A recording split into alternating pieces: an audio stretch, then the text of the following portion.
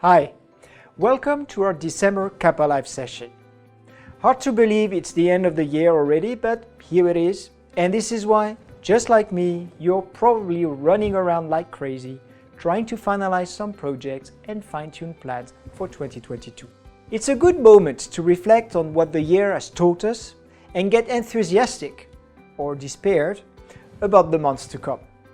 I'll be honest with you, I was quite optimistic at the beginning of this year and thought the recovery of the travel sector would go a bit faster than it did.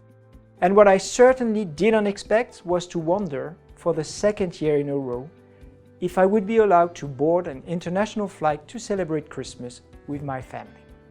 At the same time, I didn't think I'd have so many trips booked to attend international conferences, nor that I would see crowds of tourists shoulder to shoulder struggling to make a selfie in front of the Trevi Fountain in Rome, just like in pre-COVID times. It's been a year full of surprises, and as the recent acceleration of COVID cases in Europe shows, 2021 may still have a few surprises in store. In this presentation, I'd like to tell you why, this time, I think I'm right about being optimistic for 2022. We'll focus on 5 key trends which will make a huge difference tomorrow. Are you ready? Let's go!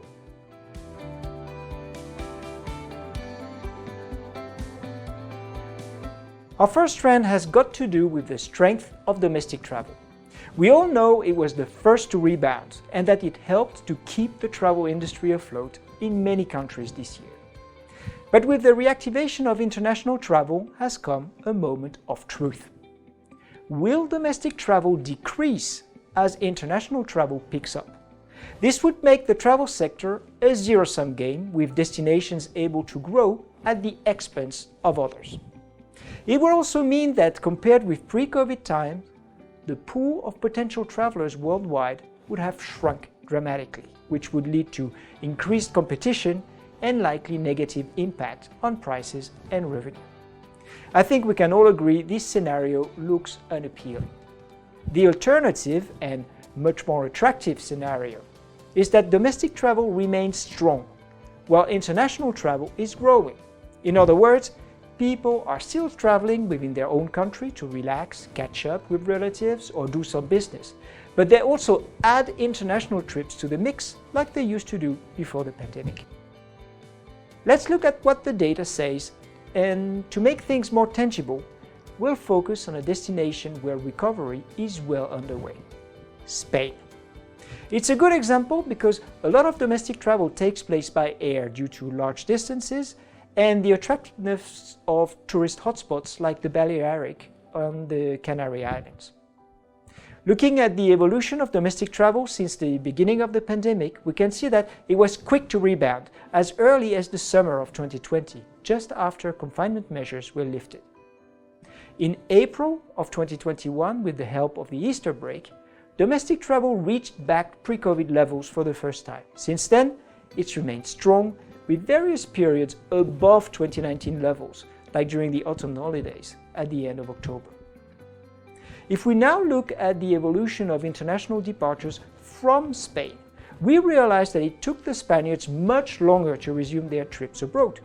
It's only from the spring of 2021 that we can see an acceleration of the recovery, and we must wait until October before the Spanish outbound market gets back to pre-COVID levels for the first time. The important takeaway here is that international travel recovered while domestic travel remained strong, which means that the travel market is getting bigger. And Spain is not an isolated case. We're seeing the same pattern in many other countries, starting with the US, which plays a key role in the global recovery.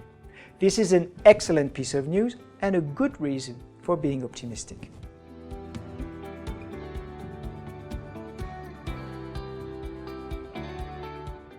If you've been regularly following our CAPA Live updates or our website, which I strongly recommend you visit after watching this video, you'll have heard us talk time and time again about our expectations regarding a travel recovery in 3 steps. First domestic, then regional, and finally intercontinental. Guess what? This is exactly what is happening as we speak.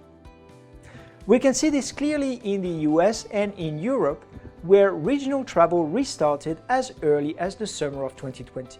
I'm sure you've already heard of how the Caribbean managed to surf on the rebound of US travel and how destinations like Greece or Spain achieved something similar in Europe. What I'd like to focus on today is the reactivation of transatlantic travel, as I believe a major step towards recovery was made last September when the US announced a reopening of the country to vaccinated foreigners. The US announcement gave a real boost to travel from the EU and the UK to the US, as tickets jumped from 25% of 2019 levels at the beginning of September to around 90% at the end of October. The uplift was also clear for travel in the other direction, as tickets from the US to the UK and the EU reached 85% of 2019 levels at the end of October. With the reactivation of transatlantic travel, both airlines and destinations will be able to benefit from these very popular and profitable routes.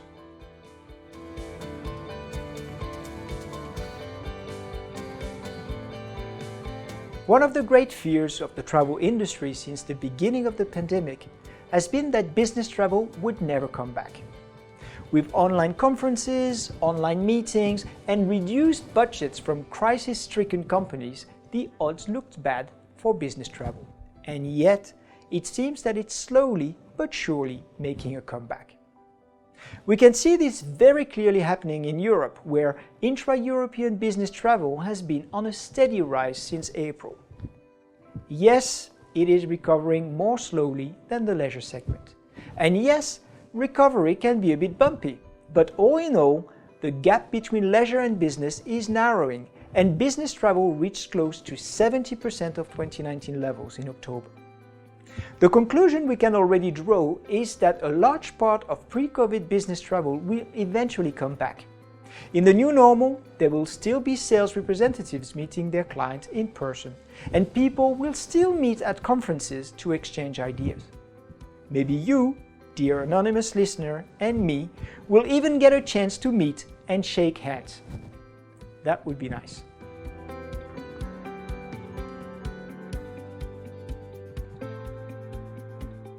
So far, the one region in the world which has been lagging in terms of travel recovery is the Asia Pacific. The main reason for this situation is simple. Most destinations were not open for business and had travel restrictions in place that make travel cumbersome or next to impossible. The good news is that this situation is changing at a fast pace.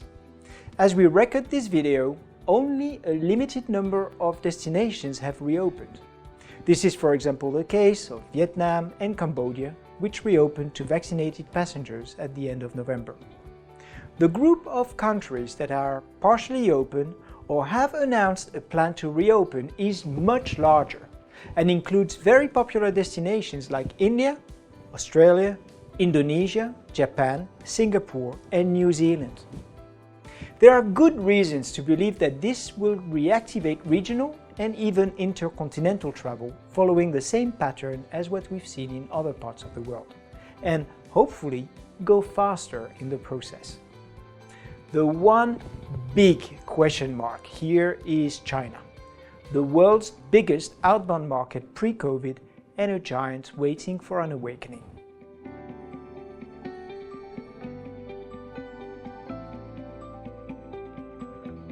The last of the key recovery trends I wanted to share with you today is the continuous existence of pent-up demand. When people are not allowed to travel, it is difficult to assess how eager they are to book a trip.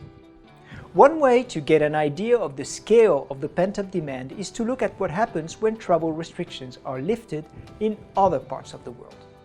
Let's do this exercise with Australia, a country that has applied very strict travel restrictions until its reopening in November. From the moment the Australian government announced a reopening date, we could see a rapid acceleration of bookings from key source markets like the UK, Singapore, or the US. This shows that pent-up demand was there all along and only waited for a clear signal from the authorities to be released. In the case of Australia, this signal took a long time to come. But in other destinations it came much faster, and this, too, provided us with some precious insights about pent-up demand. Take Greece, for example. Last March, the Greek government announced the reopening of the country to travelers with a COVID certificate. At the very same time, the number of COVID cases in Greece was rising at an alarming rate. Given that this rebound of the pandemic was all over the news in Greece's key source markets, it is fair to assume that people knew about this situation. And yet, the number of international tickets to the country grew at a very fast pace, which made Greece one of the success stories of last summer. What this teaches us is that even when the COVID situation is getting worse, people still want to travel. What can stop them from doing so is how governments react to the evolution of the pandemic. If they make sure that their country is open for business, the strength of travel demand is such that they will see travelers flying their way.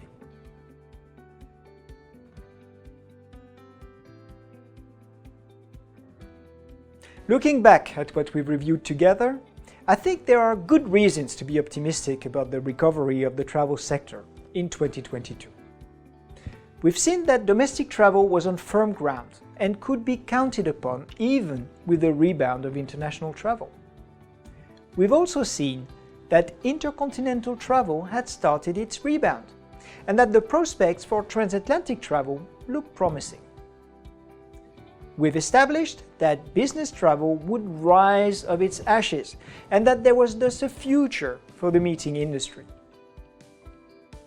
We've seen that the reopening of the Asia-Pacific region was underway, which should boost global recovery. And finally, we've stressed the existence of strong pent-up demand that should fuel the recovery. For sure, there will be some ups and downs on the way, but we're in a good position to make it happen. You'll have noticed I did not talk about the importance of accelerating the vaccination rollout across the world, the need for travel businesses to offer safe experiences to their clients, or the crucial role that sustainability should play in any post-COVID strategy. We can't cover everything in one presentation, but these are, of course, all parts of the solution. I'd like to thank you for following our updates throughout the year. I would really appreciate if you could let us know what you thought of them, so that we can come up with something better next year. To be frank, I have no idea who's in front of their screens when I'm talking every quarter. So please connect on LinkedIn so that I can start putting some faces to the camera lens. And don't forget to visit our website to find our latest analysis and learn more about our solutions. I wish you all a happy new year and look forward to catching up with you in 2022. Bye.